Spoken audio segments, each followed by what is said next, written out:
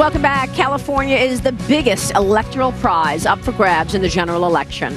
Donald Trump wants to win it, but he could have his work cut out for him because it's been almost 30 years since California has backed a Republican. Let's talk about the chances in the Golden State with Congressman Kevin McCarthy of California, the House Majority Leader. Mr. Leader, good to see you. Thanks so much for joining us this morning. Thanks for having me on today. So what do you think? California, how is the sentiment there? Could Donald Trump take the state? Well, it's a tough state to win. You got to be honest. For a Republican to win it, it's been decades. But George Bush won the president and re-election by not winning California. So it doesn't determine whether you become president or not. But the difference is, if you look at the crowds that Donald Trump has had in California, and even if you take it all the way up the West Coast, Oregon and Washington, other states that Bush did not win, but Trump, you look at the polling further up north, there is a possibility, but it's a very difficult state to win. And looking back at the convention last week, he certainly tried to throw out some messages to the gay and lesbian community, for example, reaching out there. He has said when it comes to minimum wage, let the states decide. So not so, all the way to the right. Maybe that helps him there. Let me get your take, Congressman, on the differences in policy, because we're here this morning in Philadelphia setting the stage for what we are going to be watching for the next 5 days here at the Democratic National Convention. I want to get your take on the differences in terms of policy, what we may hear next week versus the GOP policies. Well, you're going to see a big difference because, look, Maria, we are going through probably around the world disruption in business, in politics, in civics. And if you look at, you want to harness that disruption and make it for the positive and the good. One thing about Donald Trump, he is listening and he has heard from the American public. More than 2/3 of Americans believe we are heading in the wrong direction. Now, Hillary is the very definition of status quo. So this is where the difference happens. One of the biggest things America needs is growth. That's what you see from middle class. They're worth less today than they were when Obama took office. Growth will solve so many problems for America, and that's where the tax policy comes in. Gives the opportunity for everybody to rise if we have a stronger tax policy.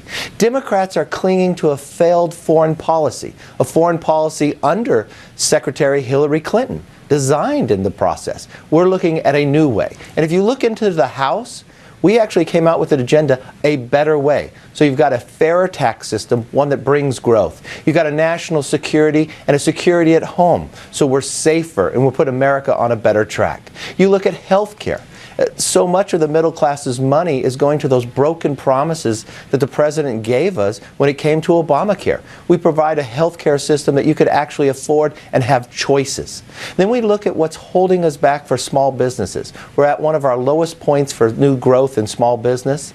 I started my first business when I was 19. I don't think I could start that same business today. Regulations, we need common sense in that process. And that's where Donald Trump is so strong, being a business person, understanding that. And look at the contrast when it came to the convention itself. The different faces, the new faces, the different walks of life that were up there talking. And one of the strongest things I've always said, the side people don't see is Donald Trump's family. Those are amazing children. And we saw that. And there's something about a man that raised some amazing children. Yeah, they were all very impressive last week. One similar thread is party unity or lack of, right? So we know what Ted Cruz did last week in terms of refusing to endorse Donald Trump. And here we are this morning waking up to the story about WikiLeaks. We've got 20,000 emails that basically suggest that the Democratic Party was in the tank for Hillary even before anybody went to the polls in the primaries. What can you tell us in terms of party leadership on the Republican side and your reaction to what we learned this morning on the Dem side? Well, I'll tell you, it's another big contrast between both parties. In the DNC, the chairman of the Democratic National Committee will not be able to give a speech at the Democratic National Convention based upon what has gone on. She has now been resigned to not even be able to speak at the convention. It's what most of the Bernie supporters thought. I mean, we all wondered, why did you have those debates at a time nobody was watching? I thought they were going to have one on New Year's Eve or during the Super Bowl, by the way they were planning those. You even had one of the directors in the DNC resign from the process, a congresswoman, based upon the way it was being treated and wanted to look fairness. Listen to what the Republicans said. We believe in a big tent. So we had ideas brought forth in our convention that may not the majority of the party agrees with. We're not afraid of the power of the idea. Why? Because we've been listening to the American people and we have heard them. Yeah. Real quick, Congressman, last week you said to me you don't think you're going to lose majority in the House. Are you worried about the Senate and the balance of power? Look, I'm not worried about inside the House. We're going to fight because mainly of our agenda of a better way to rise everybody's boats, to be able to make sure that we have growth in this country, looking at the middle class, that we have a health care system we afford. But in the Senate, it's going to be competitive. We knew that regardless who the nominee and the presidential. But the one thing you have found is that in our better way, our status quo, I think this agenda wins. And having Marco Rubio run for re-election in the Senate has just made the Senate so much stronger for the Republicans keeping the majority.